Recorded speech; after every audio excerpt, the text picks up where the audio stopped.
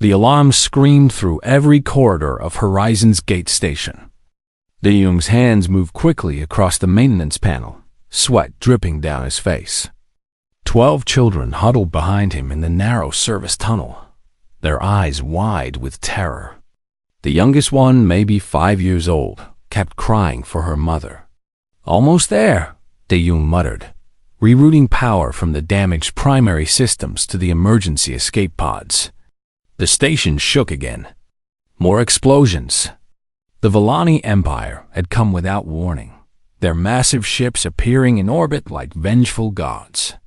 Now Horizon's Gate was dying, and Dae-Young was just a maintenance engineer trying to save whoever he could. He wasn't a soldier. He wasn't a hero.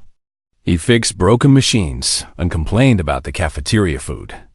But right now, these kids needed him, and he was all they had. The panel beeped. Green lights. Got it. The pods are online. Come on, quickly. He grabbed the smallest child and ran, the others following close behind. The corridor tilted as another section of the station exploded. Dae-Young stumbled but kept moving. Behind him, the ceiling collapsed, sealing off the path they had just taken. They reached the pod bay. Dae-Young shoved the children inside the nearest escape pod, counting heads. 12, all here. Strap in tight. The pod will take you to the emergency beacon. Someone will find you. Aren't you coming? One of the older boys asked. Dae-Young looked back at the damaged corridor. More people were trapped deeper in the station. He could hear them screaming over the comm system. I need to help others. Go. Now. He slammed the pod door shut and hit the launch button. The pod shot away into space, carrying its precious cargo to safety. Dae-Young allowed himself one breath of relief before turning back to the dying station. 3 more trips. He saved 18 more people, using every trick he knew to bypass damaged systems and unlock sealed doors. His engineering knowledge, usually used for boring repairs, now meant the difference between life and death. But on his last trip, the floor gave way beneath him. Dae-Young fell into darkness, hitting metal and concrete. Pain exploded through his body. Above him, the maintenance shaft collapsed completely. He was trapped in a small pocket of space, buried under tons of debris. His radio was dead. His left arm was broken. Blood ran down his face from a cut on his forehead. He lay there in the darkness, listening to the sounds of the station dying around him. The battle was over. He could hear different sounds now. Heavy footsteps. Strange voices speaking in a language that sounded like music mixed with thunder. The Vellani had boarded the station. Dae-Young tried to stay quiet, but his broken arm screamed with pain. He bit down on his jacket to keep from crying out. Hours passed. Maybe days. He drifted in and out of consciousness. Then he heard something moving above him. The debris shifted. Light poured in, blinding him. A massive shape blocked out the light. Dae-Young blinked, his eyes adjusting. The creature standing above him was unlike anything he had ever seen. She stood at least 7 feet tall, with violet skin that seemed to shimmer in the emergency lights. She had 4 arms, each ending in hands that looked strong enough to crush steel. Bioluminescent markings covered her armor, glowing with soft blue light. Her face was angular and sharp, with large eyes that glowed like amber flames. She looked down at him with no expression at all. A scanner device in one of her hands beeped as it passed over his body. The scanner's lights changed from blue to bright gold. The alien's eyes widened slightly. She spoke, and to Dae-Young's surprise, he understood her. A translator device on her armor converted her words. Nexus mind. Rare. Her voice was deep and cold. Very rare. What? Dae-Young managed to croak out. The alien reached down with 2 of her arms and lifted him easily, as if he weighed nothing. Dae-Young cried out as pain shot through his broken arm. She ignored his pain, carrying him out of the collapsed shaft. All around them, Horizon's Gate was in ruins. Bodies lay everywhere. Vellani soldiers moved through the corridors, rounding up the few human survivors. Do Young saw them being herded toward large transport ships, their hands bound, their faces filled with despair. But the alien carrying him didn't take him to the transports. Instead, she brought him to a medical station that the Vellani had set up. A medical drone scanned his injuries and immediately began treating him. The broken arm was set and sealed in some kind of gel cast. The cut on his head was cleaned and closed. Within minutes, the pain faded to a dull ache. "What's happening?" Dae-young asked. "Why aren't you putting me with the others?" The alien commander looked at him with those burning amber eyes. "I am Commander Yuna, third daughter of the Vellani Empress. You are claimed." "Claimed? What does that mean?" Yuna pulled out a small device. Before Dae-young could react, she pressed it against his wrist. He felt a warm sensation, not painful, just strange. When she pulled the device away, a glowing mark remained on his skin. It looked like a stylized star surrounded by curved lines. "You bear my sigil now," Yuna said. "You are my prize, my spoils of honor." Dae-young stared at the mark on his wrist, then at the towering alien warrior. "I'm not property. You can't just claim people." "I can. I have." Yuna turned and walked away, gesturing for him to follow. When Dae-young didn't move, two smaller Vellani soldiers appeared and took his arms, not roughly, but firmly. They guided him after their commander. They passed through the shattered docking bay. Dae-young saw hundreds of human survivors being loaded onto prison transports. He recognized some of them. His neighbor from level 7, the woman who ran the coffee shop, the security guard who always made bad jokes. They all stared at him as he was led in a different direction, confusion and betrayal in their eyes. "Where are you taking me?" Dae-young demanded. Yuna didn't turn around. "To my ship, the Crimson Talon." "Why? What are you going to do with me?" "You are valuable. Your mind is special." The scanner confirmed it. "You will be treated accordingly." They entered a sleek Vellani shuttle. Dae-young was placed in a seat that adjusted to fit his smaller human frame. Through the viewport, he watched Horizon's Gate grow smaller. His home, everyone he knew, everything familiar, all disappearing behind him. The shuttle docked with a massive ship in orbit. The Crimson Talon was beautiful and terrifying, all curved lines and sharp edges, covered in the same bioluminescent markings as Yuna's armor. Inside, the corridors were clean and efficient, nothing like the cluttered human stations. Yuna led him through the ship. Vellani crew members stopped to stare at him. Some showed curiosity. Others showed contempt. Dae-young felt very small and very alone. Finally, they reached a door that opened at Yuna's touch. Inside was a large room with a bed, a desk, a viewport showing the stars, and what looked like a bathroom facility. The room was nicer than any quarters Dae-young had ever had on Horizon's Gate. "This is where you will stay," Yuna said. Dae-young looked around in confusion. "This is a prison cell? This is your quarters." Yuna stood in the doorway, her forearms crossed. "You are valuable. You will be treated accordingly. Rest now. Tomorrow, we have much to discuss about your future. And mine." Before Dae-young could ask what that meant, the door closed. He heard it lock from the outside. He was alone in a luxurious prison, wearing the mark of an alien warrior, separated from his entire species by cold metal and the vast emptiness of space.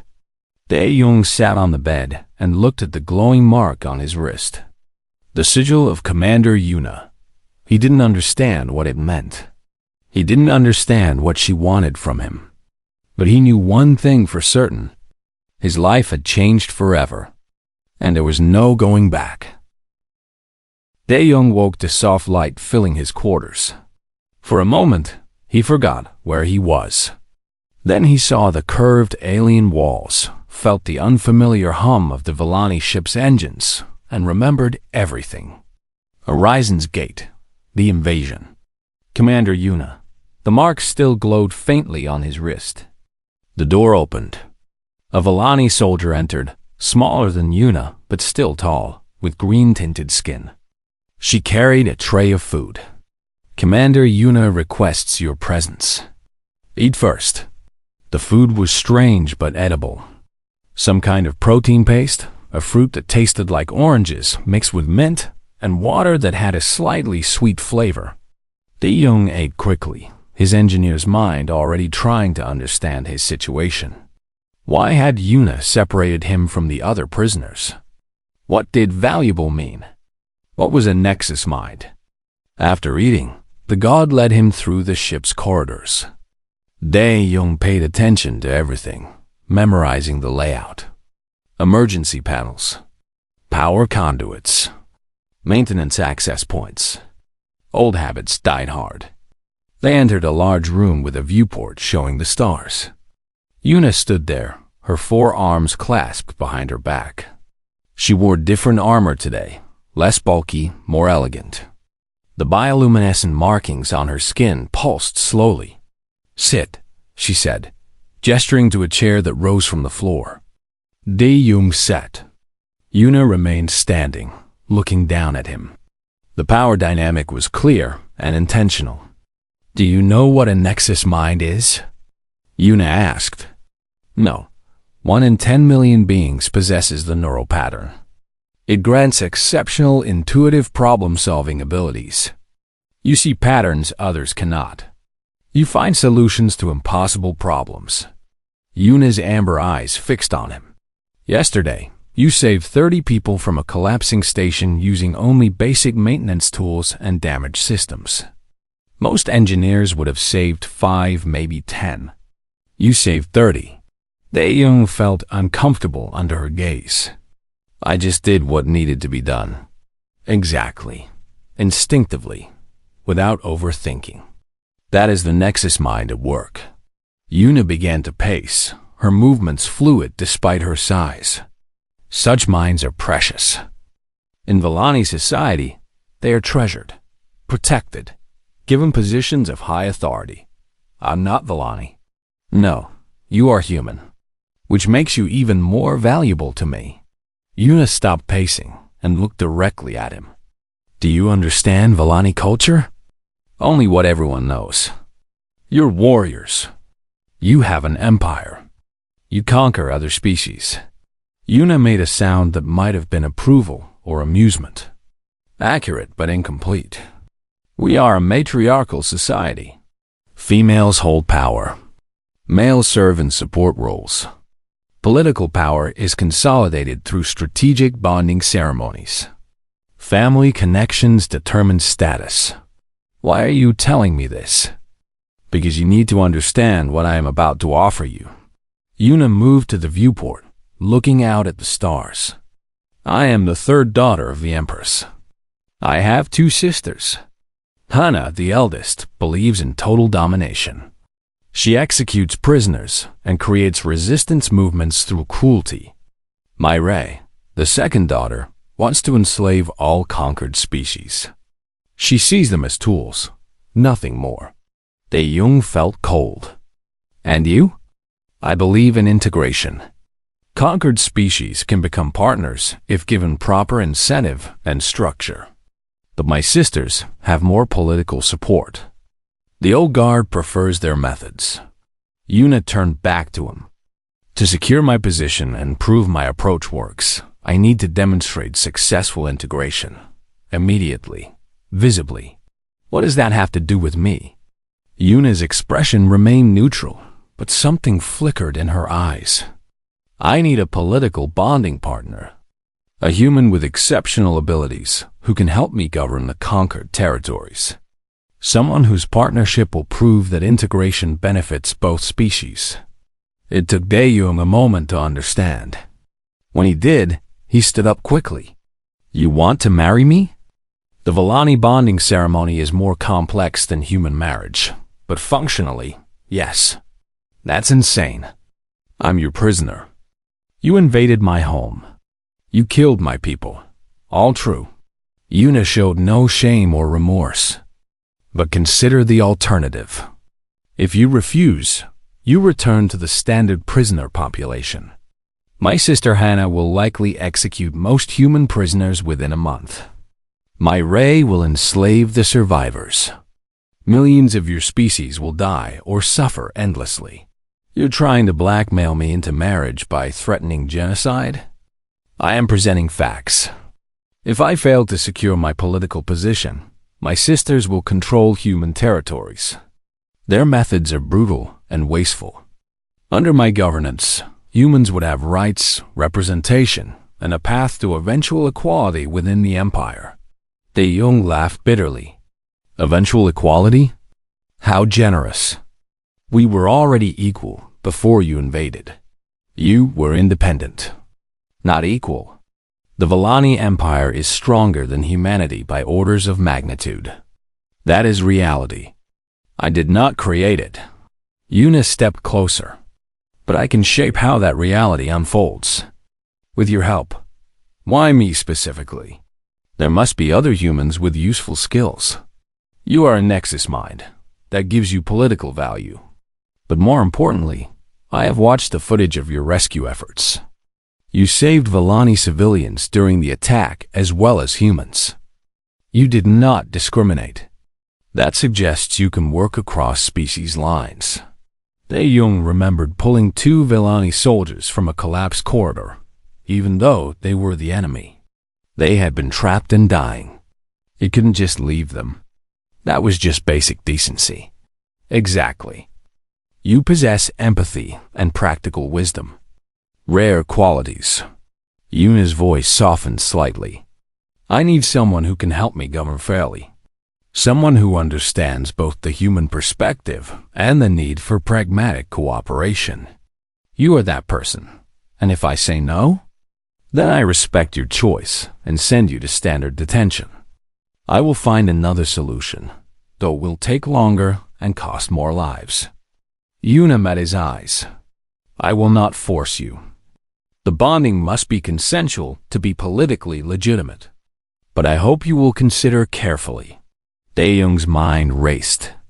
This was impossible. Marry an alien warrior who had conquered his people? Collaborate with the invaders? His friends would call him a traitor. History would remember him as a collaborator. But if he refused, what happened to the survivors? To the children he had saved? Would they become victims of Hana's executions or Murray's slavery? I need time to think, he said. You have until tomorrow. I suggest you use that time to explore the ship. Learn about Villani society. Make an informed decision.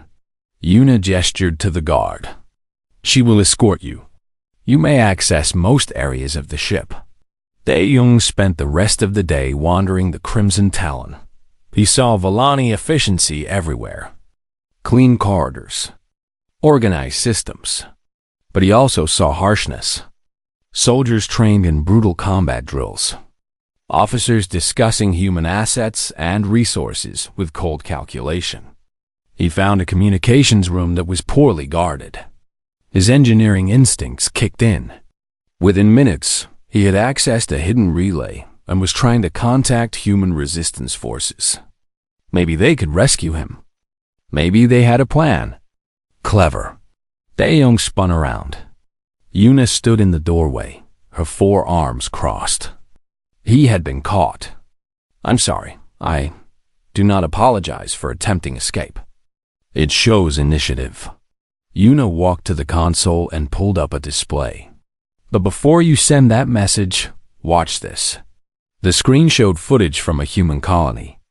Tae-young recognized it as one of the outer settlements. Villani soldiers moved through the streets.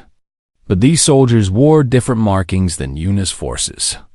They were executing people, lined up against walls, shot without trial. Men, women, elderly, The footage was horrific. "My sister Hannah's forces," Yuna said quietly. "This was 3 days ago. 17,000 humans dead." She calls it pacification.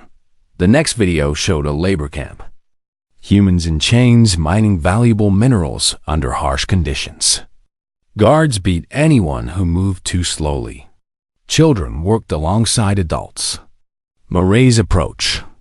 40,000 humans enslaved in camps like this across 3 systems. Dae-young felt sick. "Why are you showing me this?" "Because you need to understand what is at stake. I am not the hero of this story. I am a Vellani commander who invaded your worlds. But I am the best option you have." Yuna closed the display. "Send your message if you wish. But the Resistance cannot save you. They cannot save anyone. Only political change within the Vellani Empire can improve humanity's situation." Dae-young stared at the console. His finger hovered over the send button. Then he deleted the message. "I want conditions," he said. Yuna tilted her head. "Speak. If I agree to this bonding, I want to save specific people from the prisoner transports. My friends, my former colleagues, people I choose." Agreed. "I want a real role in governing human territories, not just symbolic. I want actual authority to make decisions." Agreed. "Your Nexus mind will be valuable in administration, and I want regular reports on the treatment of human populations. If I see abuse, I want the power to address it." Yuna considered this carefully. "That will be politically difficult, but I agree to advocate for such authority. I cannot guarantee the Empress will grant it, but I will fight for it." Dae-young took a deep breath. This was insane. Everything in him screamed to refuse, to resist, to maintain his dignity and independence. But 30 children were alive because he had made hard choices in impossible situations. That was who he was. An engineer who solved problems, even when the problem seemed unsolvable. "I agree," he said. "I'll bond with you." Yuna's expression didn't change, but something in her eyes shifted. Surprise? Respect? You think like a Vellani the Imperial core world was terrifying in its beauty. Massive towers reached into the purple sky, their surfaces covered in the same bioluminescent markings that decorated Vellani armor. Ships moved between the towers in perfect formation. Everything was orderly, efficient, and completely alien. Dae-young stood at the viewport of the Crimson Talon as they descended. His stomach twisted with nerves. In 3 days, he would participate in a bonding ceremony that would tie him to Commander Yuna forever. The thought made him want to run, but there was nowhere to run. "Impressive, is it not?"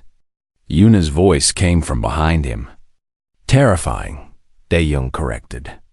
"Both can be true." Yuna moved to stand beside him, her 4 arms relaxed at her sides. "The ceremony will be attended by the Empress and the entire Imperial Court. My sisters will be there. They will try to sabotage this."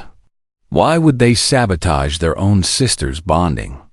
"Because if I succeed in bonding with you and proving integration works, I become the favored heir." They lose power. Yuna's amber eyes reflected the lights of the city below. "Be prepared for anything." The ship landed in a private dock. Immediately, Vellani servants surrounded Dae-young, leading him to preparation chambers. They dressed him in ceremonial garments that felt both uncomfortable and strangely elegant. The fabric was some kind of adaptive material that shifted to fit his body perfectly. It was covered in silver threading that glowed softly. "You look ridiculous," he muttered to his reflection. "You look appropriate," corrected an elderly Vellani servant with kind eyes. "The bonding ceremony is sacred. The garments honor the tradition." Over the next 2 days, Dae-young was taught the basics of Vellani bonding customs. He learned that the ceremony involved sharing blood, creating a neural link, and making public vows. The neural link was the part that frightened him most.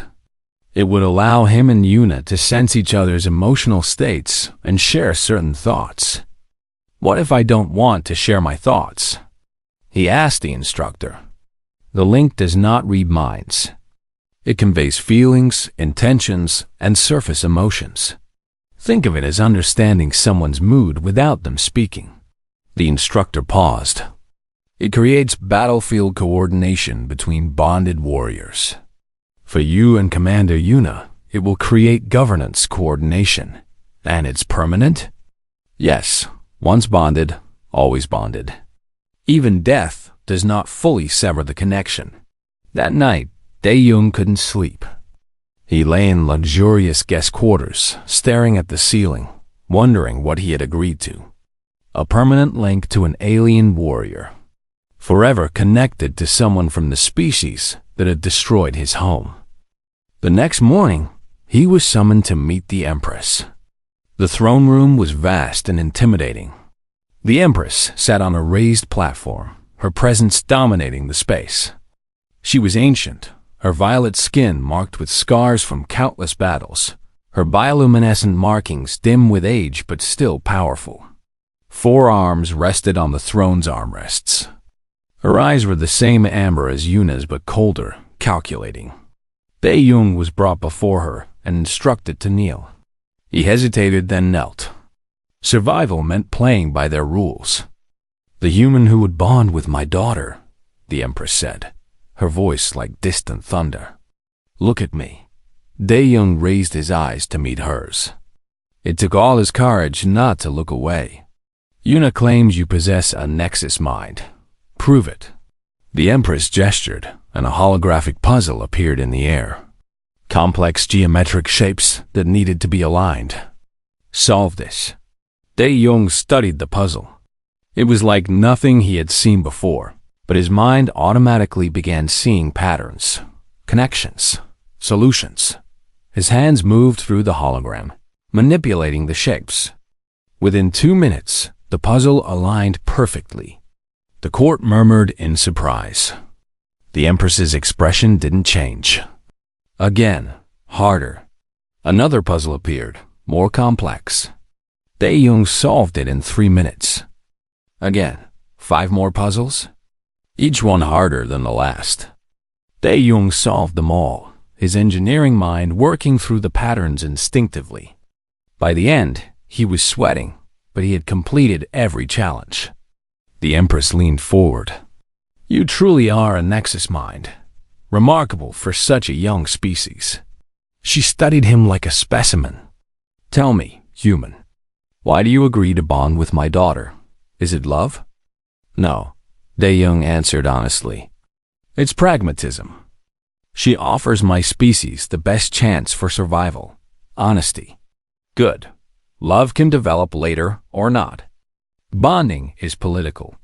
The Empress sat back. "I approve this ceremony. But know this, human. If you betray my daughter or the Empire, your entire species will pay the price. Understood? You may go."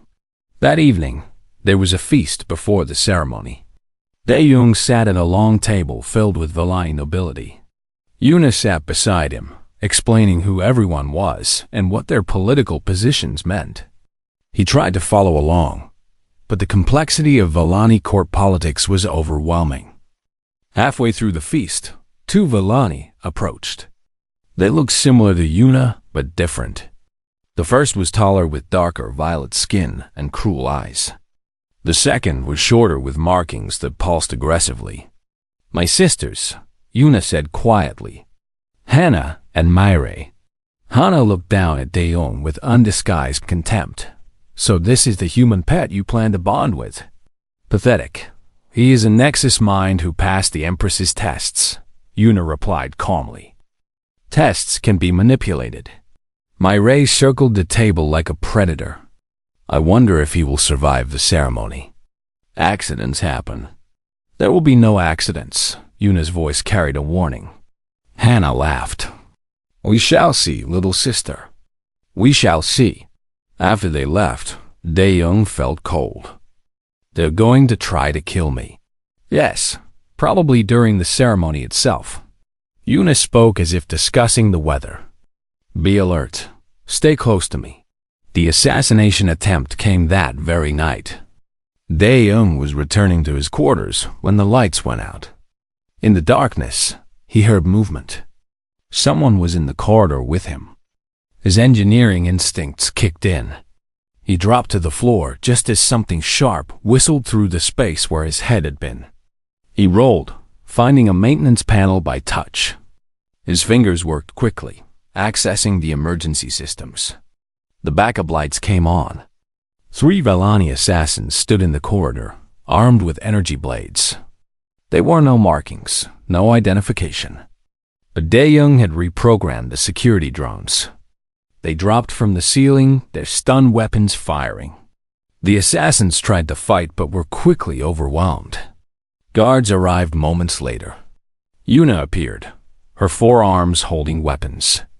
She looked at the unconscious assassins, then at Dae-young standing by the open maintenance panel. You reprogrammed the security system. I'm an engineer. I solve problems. For the first time, Dae-young saw something like respect in Yuna's eyes. You continue to surprise me. The day of the bonding ceremony arrived. Dae-young was dressed in the ceremonial garments again and led to a massive circular chamber. Thousands of Vellani filled the seats around the chamber's edges. The Empress sat on a raised throne. Yuna's sisters watched with barely concealed hatred. Yuna entered from the opposite side. She wore elaborate armor decorated with her family crest. Her bioluminescent markings glowed brightly. She looked like a goddess of war. They met in the center of the chamber. A ceremonial official began chanting in the Vellani language. Dae-young's translator provided a running interpretation. The words spoke of unity, strength, and binding 2 souls for eternity. Then came the blood sharing. A small blade was pressed to Dae-young's palm, then to one of Yuna's palms. Their hands were pressed together, mixing their blood. Dae-young felt a strange warmth spreading from the contact point. Next came the neural link. The official placed a device on both of their temples. Dae-young felt a sudden rush of sensation. It was like a door opening in his mind. He could feel Yuna's presence. Her thoughts, her emotions. She was terrified. The realization shocked him. Commander Yuna, the warrior who had conquered his world, was afraid. Not of external threats, but of this connection. Of feeling emotions she had been trained to suppress her entire life. And through the link, she felt his surprise, his confusion, his own fear. Their eyes met. For the first time, they truly saw each other. Not conqueror and conquered. Not alien and human. Just 2 people bound together in an impossible situation, both frightened, both trying to survive. The ceremony continued. They spoke the vows in both languages. They exchanged symbolic tokens. The official declared them bonded. The crowd erupted in noise. Some cheered. Others remained silent. Hannah and Mireille looked furious. As they left the chamber together, Dae-young and Yuna maintained their composure. But through the neural link, they shared a constant stream of emotions, uncertainty, anxiety, determination. That night, in private quarters designated for newly bonded pairs, they sat in silence. The link between them hummed with unspoken thoughts. I can feel your fear, Yuna said finally. Of me. Of this situation. I can feel yours too, Dae-young replied. You're afraid of emotions. Of connection. Vellani warriors are trained from birth to suppress such things. Emotions are tactical weaknesses. Yuna's forearms clenched. But now I cannot escape them. I feel everything you feel. Your sadness for your lost home. Your anger at me for taking it. Your guilt for agreeing to this bonding. And I feel your loneliness, Dae-young said quietly. You've never had. The transport ship descended towards Station Unity. the largest human colony in the occupied territories. Dae-young watched through the viewport as the station grew larger. From here, it looked peaceful, but the reports told a different story. Riots, starvation, collapsing infrastructure. Hana's forces had been brutal during their occupation, and now Yuna was supposed to fix everything. Through the neural link, Dae-young felt Yuna's focus. She was planning, calculating, preparing for every scenario. The link had become easier to manage over the past week. They had learned to control what they shared, to create private spaces in their minds while still maintaining connection. The situation is worse than the reports indicated, Yuna said, reviewing data on her display. Life support is failing in 3 sectors. Food distribution has collapsed. The human resistance is launching attacks daily. Because your sister's forces terrorized everyone, Dae-young replied. People are angry and scared. Yes, which is why we must act quickly and decisively. Yuna turned to him. Your suggestions for initial actions? This had become their pattern. Yuna consulted him on human matters, using his insights to understand the emotional and practical needs of the population. In return, he learned from her strategic thinking and resource management skills. First, restore life support. People can't cooperate if they're suffocating. Second, establish food distribution centers with both human and Vellani staff. Show that we're working together. Third, open communication channels. Let people voice their complaints safely instead of violently. Reasonable. We will implement these immediately. Yuna paused. But be prepared. Not all humans will welcome your involvement. Some will see you as a traitor. Dae-young knew she was right.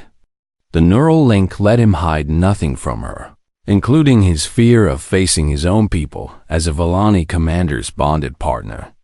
They landed on Station Unity and were met by Vellani military officials and nervous human administrators. Dae-young recognized one of the humans immediately. His heart sank. Ji-won stood among the administrators, wearing a liaison officer's badge. She had been his best friend on Horizon's Gate. They had worked together for years, shared meals, complained about their supervisors, dreamed about better futures. Now Ji-won looked at him with cold hatred. The first council meeting was tense. Human and Vellani officials sat on opposite sides of the table, eyeing each other with suspicion. Yuna sat at the head, with Dae-young beside her. The message was clear. They ruled together. Life support repairs begin immediately, Yuna announced. I am authorizing full resource allocation. Commander Dae-young will coordinate the engineering teams. The use of his new title made several humans flinch. Dae-young had been given the rank of commander within the Vellani administrative structure. It gave him authority but also marked him as one of them. We're also establishing new food distribution centers, Dae-young added, run by mixed human Vellani teams. Everyone will be fed based on need, not species. A human administrator, an older man named Taeyang, spoke up. How do we know this isn't temporary? How do we know you won't just enslave us once the situation stabilizes? You do not, Yuna answered honestly. But consider the alternative. My sister Hana believes in extermination. My sister Myre believes in slavery. I believe in integration. You can accept my governance and have a chance at decent lives, or you can resist and face much worse options.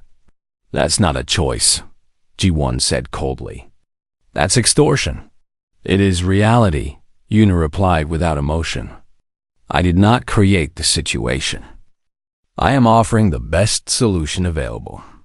Dae-young felt the anger radiating from the human side of the table through the neural link. Yuna sensed it too. She looked at him, a silent question in her amber eyes. He nodded slightly. I know I'm a traitor in your eyes, Dae-young said, addressing the humans directly. I bonded with the enemy. I wear their rank. I helped them govern you. But I did it because millions of lives hang in the balance. If we can make this work, if we can prove that humans and Vellani can cooperate, we change the entire Empire's approach to conquered species. This is bigger than my reputation or your hatred of me. Easy to say when you're sleeping with the Conqueror. G1 spat. The neural link flared with Yuna's sudden anger, but Dae-Young sent calming thoughts through the connection. G1, I understand you're angry. You have every right to be. But think practically. Do you want to help save lives, or do you want to maintain ideological purity while people die? G1 stood and left the room without another word. Over the next weeks, Dae-Young and Yuna worked constantly. Using the neural link, they coordinated complex operations with unprecedented efficiency. Dae-Young would identify a problem, and through the link, Yuna would understand exactly what he needed.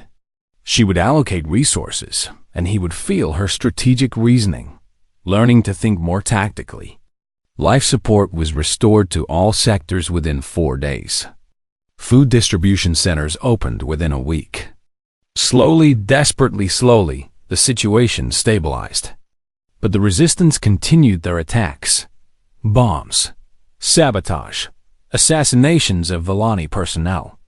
Each attack made the Vellani soldiers more aggressive, which made the humans more desperate, which led to more attacks. A vicious cycle. Dae-Young requested a secret meeting with resistance leaders. Yuna approved it, though her concern flowed through the neural link like cold water. The meeting took place in an abandoned storage facility. 5 resistance leaders came, including G1. They all wore masks and carried weapons.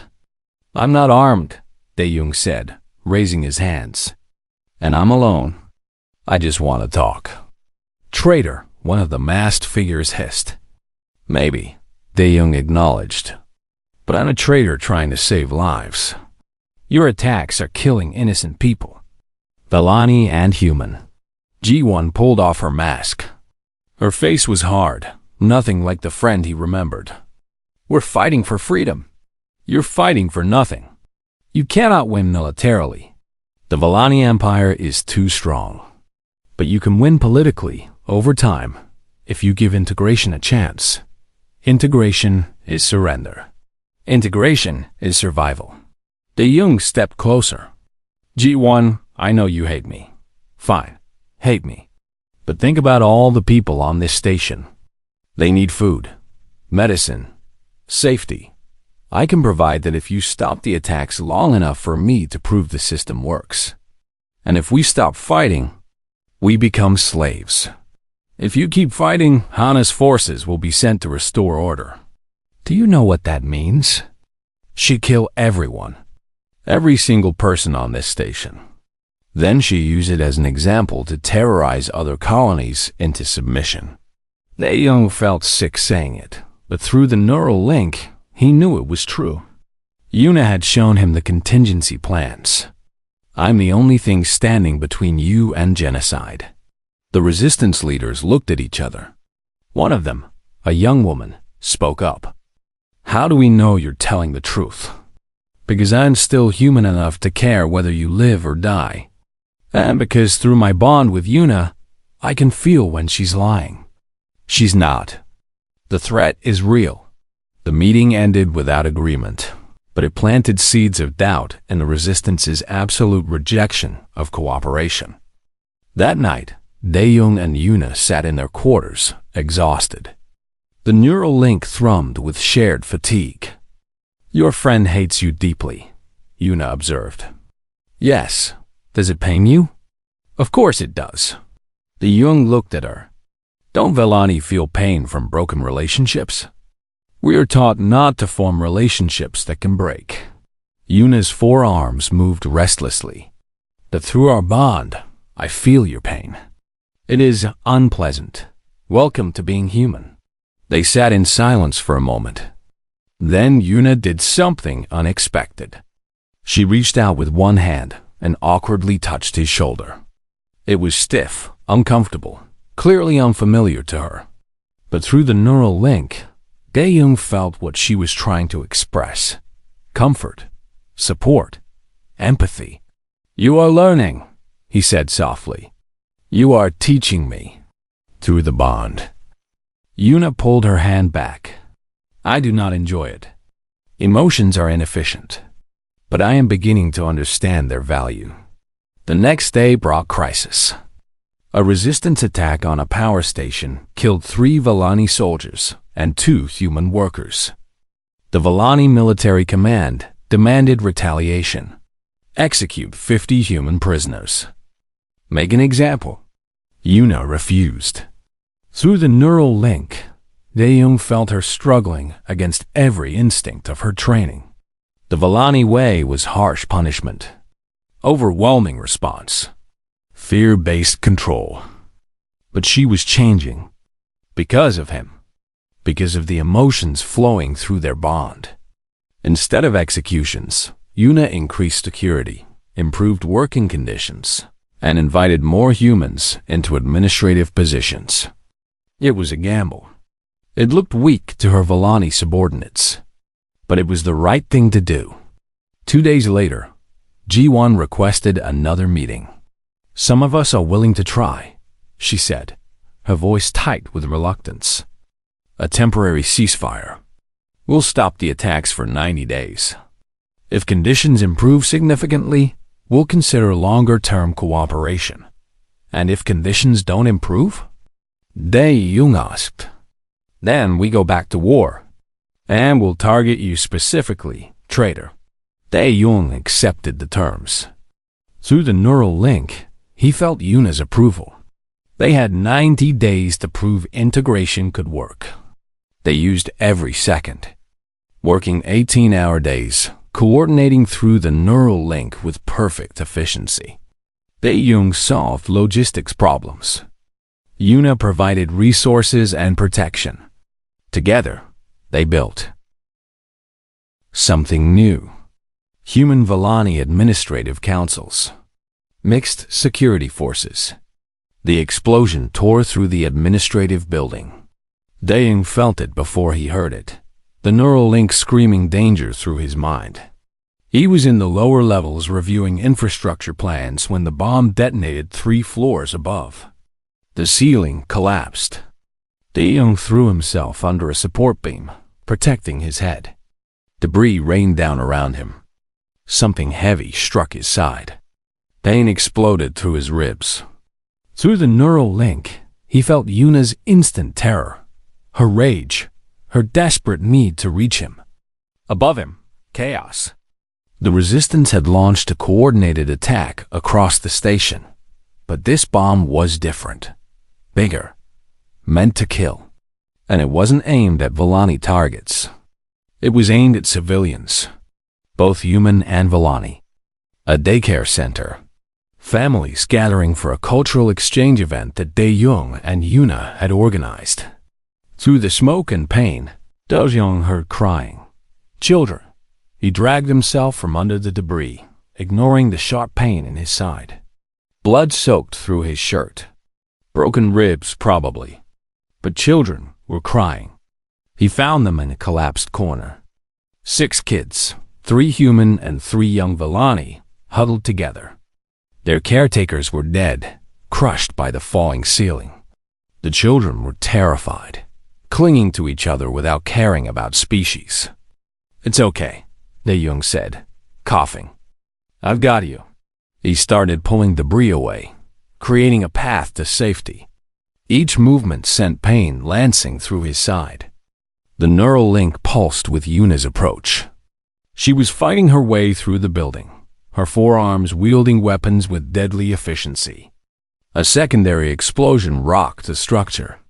Dae-young threw himself over the children as more ceiling came down. Something struck his back. The pain was overwhelming. Through the link, Yuna felt it. Her anguish matched his pain. She burst through the wall, literally smashing through concrete and metal. Her armor was scorched, her bioluminescent markings flaring bright with emotion. When she saw Dae-young bleeding, protecting the children, something in her expression cracked. "You are injured," she stated, but through the bond, he felt her terror. I'm fine. Get the kids out. Yuna scooped up all 6 children in her 4 arms, cradling them against her armored chest. Vellani soldiers appeared behind her, clearing a path. They evacuated the building seconds before another section collapsed. Outside, medics swarmed Taeyong. The pain in his side was getting worse. A medic scanned him, and her face went pale. Internal bleeding, severe. We need to get him to surgery now. Taeyong felt consciousness slipping. Through the neural link, he felt Yuna's absolute focus shift from the battle to him. She was abandoning her command post, coming to him. He tried to send calming thoughts, but the pain was too much. Everything went dark. He woke in a medical bay. White walls. The hum of machines. And through the neural link, a constant stream of complicated emotions. Yuna was sitting beside his bed, all 4 arms folded, her head bowed. She was crying. You're crying, Taeyong said, his voice weak. Yuna's head snapped up. Relief flooded through the bond. You are conscious. How long was I out? 2 days. The surgery was complicated. You nearly died. Yuna's voice was steady, but through the link, Taeyong felt the storm of emotions she was trying to control. Fear, relief, and something else. Something deeper. The children? Safe. All of them. Because of you. Yuna reached out with one hand, hesitantly touching his. You prioritized their lives over your own safety. You protected Vellani children and human children equally. Without calculation. Without thought. Just acted. It's what anyone would do. No, it is what you do. What humans do. Yuna's amber eyes met his. I have spent 2 days processing this. Through our bond, I felt your willingness to die for those children. Not for political gain. Not for tactical advantage. Simply because they needed protection. Taeyong saw something in her expression he had never seen before. Vulnerability. Complete and total honesty. I executed my sister Myray yesterday, Yuna said quietly. She orchestrated the attack. She wanted to destroy what we built and discredit my approach. The Empress authorized her execution for treason. I'm sorry. Do not be. She chose her path. Yuna's hand tightened on his. But executing her made me realize something. I have changed. The warrior who claimed you as spoils of war would have felt nothing. She would have executed Myray with cold efficiency and moved on. But now, because of our bond, because of you, I feel everything. Grief for my sister. Anger at her betrayal. Guilt for ending her life.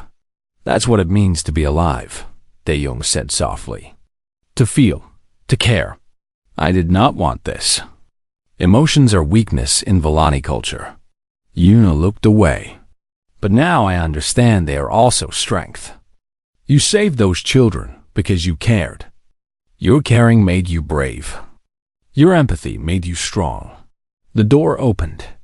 An Imperial messenger entered, bowing deeply. Commander Yuna, the Empress summons you and Commander Taeyong. Immediately. The journey to the Imperial core world took 2 days. Taeyong was still recovering, his ribs wrapped and healing slowly. Yuna stayed close, the neural link humming with her protective instincts. The Empress received them in a private chamber, not the grand throne room. It was somehow more intimidating. Just the 3 of them. The ancient ruler of the Vellani Empire studying them with calculating eyes.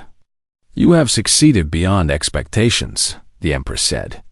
Station unity is stable. Integration is working. Other human colonies are requesting your government's model. Even the Vellani Military Council acknowledges the effectiveness of your approach. Thank you, Empress, Yuna said formally. But success creates choice. I am offering you the final test. The Empress's gaze shifted between them. You can maintain control through military force. the traditional method, ensuring compliance through fear. Or you can pursue true integration, granting humans limited autonomy and partnership, an unprecedented experiment. I will support either decision. Through the neural link, Dae-young felt Yuna's internal struggle. Every instinct of her training pushed toward control and force. But her experiences, their bond, had changed her. There's more, the Empress continued. I have invited human resistance leaders to negotiate. If you can convince a majority to accept integrated governance willingly, I will grant the territory's special autonomous status under your protection. If you fail, I will give control to Hana, who will complete subjugation by force. The door opened. G1 entered, along with 6 other human leaders. They looked suspicious and angry, but they were here. That meant something. You invited us to negotiate, G1 said to the Empress. We're listening. What followed was the most difficult discussion of Dae-young's life. The human leaders didn't trust Yuna or any Vellani. They demanded full independence. The Empress countered that independence was impossible. The Vellani Empire was too powerful. But she offered something else. A constitutional framework. Human and Vellani law coexisting. Humans governing their own internal affairs under Vellani protection. Shared resources. Mutual defense. A path toward eventual full sovereignty, measured in generations but guaranteed. It wasn't freedom, but it was something. Dae-young found himself in the strange position of arguing for compromise. I know this isn't what we wanted, he said to the human leaders. We wanted independence. We wanted our lives back. But the invasion happened. We can't undo it. We can only shape what comes next. Easy for you to say, G1 shot back. You're bonded to one of them. Yes, I am. And through that bond, I know she's sincere. I feel her intentions. She wants to build something lasting. Not just domination, but partnership. Partnership with conquerors is collaboration. Collaboration that keeps people alive is survival. Dae-young stood, despite the pain in his ribs. I've been where you are, angry, betrayed, wanting to fight even if it means dying. But I chose to fight differently. To fight from within. To change the system rather than just resist it. Yuna stood as well. The warrior who had claimed him, who had bonded with him, who had learned to feel through their connection. She looked at the human leaders with something approaching humility. I am Vellani. I was raised to conquer, to dominate, to view other species as inferior. Yuna's voice was steady, but the neural link revealed her nervousness. But Dae-young taught me something. He showed me that strength comes in many forms. That empathy is not weakness. That true power is building something that lasts, not just taking what you want. She paused, then did something shocking. She knelt before the human leaders. A Vellani royal, third daughter of the Empress, kneeling before conquered people. I cannot undo the invasion. I cannot bring back those who died. But I can offer you partnership instead of slavery. Respect instead of contempt. A future instead of just survival. Yuna looked up at them. I am asking you to take a chance on something new. On integration. On cooperation. Because the alternative is my sister Hana, who will show no mercy. The room was silent.